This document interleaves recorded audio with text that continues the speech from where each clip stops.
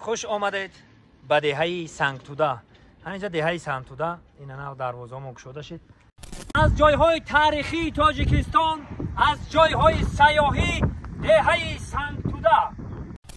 انا دوستان عزیز، دهه گلستان، دهه کلانترین در همین دهه سنگتوده هم دهه گلستان. سلام از جایهای تاریخی تاجیکستان، از جایهای سیاحی دهه سنگتوده. آمدید به جماعت دهاتی سنگتوده. انا دوستان عزیز، دهه گلستان یک دهه کلانترین در هم دهه سنگتوده و دهه آبادترین. البته که چنبل مستان میگن که باغ و بوستان میگن، این دهه گلستانی ما هست. این آبادی رفته ایستاده است، این پرچم و پرپرافشان وار میکنه در خرسندی رو در همین کاستومم نمیگنجم. اینجا دهه گلستان در اومدیم دهه نوآباد پایان در نورافر داریم. انا که یک جا میریم دروازه که عین زمان کشودن به مثل همین در دهه سنگتوده یک جای دیدن میکنیم. اینجا بود دهه گلستان. خوش آمدید به دهه سنگتوده. همینجا دهه سنگتوده این نو دروازه‌مون گشوده شد و همین روشنایی که میبینیم از همین طرف همین راهی که ما داریم تا دهن مغازین خیلی راه قریب 1 کیلومتر زیاد تا یک امیر رحمان 1 کیلومتر همه بر روشنایی. اینا په یک جای میریم دیدن میکنیم. اینا دهه سنگتوده بچه‌ها دروازه رو ساز کردن. اینا خیلی در اینجا همین برادرایی که ای وقتی که ما خدمت یاد دارم میگم اکام در خدمت همین خلق و هم ملتن. زنده باش اکا، هزار رحمت. هزار رحمت شما. زنده باش سربلند باش. مینداریم ای مهنتاتون اینجا در همه جوان مردای همین دهه سنگتوده بننگ و بناموسن. اینا که نه همین کارو بود کردن. خلاصه سلام علیکم. اینا راهی سفید ای طرف، راهی سفید. همین راهی که داریم همش روشنایی کردن. ای روشنایی تامین کردن و ای اصلا دروازه‌مون هم شینوندن. ای دهه سنگتوده مون.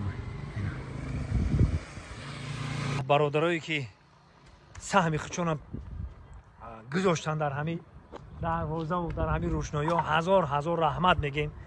می‌نت داریم ای ته دل ای مغز جان می‌نت داریم. خداوند برکتونه بازم زیاده بگردونه. بختیاری رئیس خداوند دستات درد نبینه، هم وقت با خلق باش ان شاءالله که با خداوند دولت زیاده میگردونه. کامل جان برادر عزیزم وایدو زنده باش. کامل برادر عزیزم اینجا امید جان است. دیگر برادرایی که سهم خودشون گذاشتن هزار رحمت از نام خلق سنگتوده. هزار رحمت میگیم. صدها هزار رحمت. دهه ما آباد شدیم. این آبادی رو ببینیم. آبادی بالای آبادی ای دیدم هم خیلی خرسند نشیدم که حلاوت بودم. دیگه خرسندی حد و کنار نداره. زنده و سربلند باشید همتون. مردم سربلند تاجیک فارس زبانای روی دنیا خوش آمدید میگیم. بیاین به دهه ما. دهه ما جای تاریخی زیاد داره. اینو ببینید همه کوه و دشت و تپه و ایلاق و یک سنگتوب داریم در روی دنیا و خیلی سنگتوب نیست. در قزاقستان هم سنگتوب دیدم، در قرقیزستان هم دیدم، در همین تاجیکستان خودمون در خوالینگ هم هست هم خیلی سنگتوبی که خیلی تاریخش بسیاری میدونن که مقصد آدمو جنگ رفتن و سنگ کسی که زنده موند یک سنگی آورد با موند همین خودم مرده گفته وای کردن. خلاصه اگر که خوب است اکا. زنده باش اکا.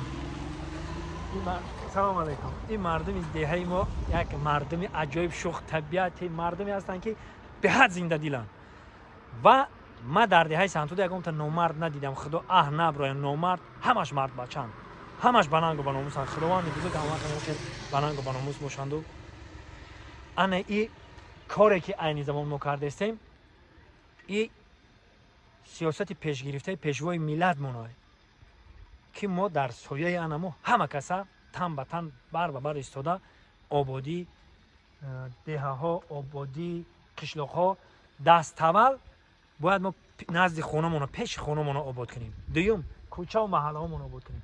انا سیوم بعد انا دهه هامون انا خیلی بعد تاجیکستان ما آباد میشه. تاجیکستان با پیش خداوند نگهبانی هممون. کسی اینه که مرا دید شنید مرحمت بیاین به دهه ما. البته که مهمان نوازی مردمی سنگتوده رو ببینید. خداوند نگهبانتون.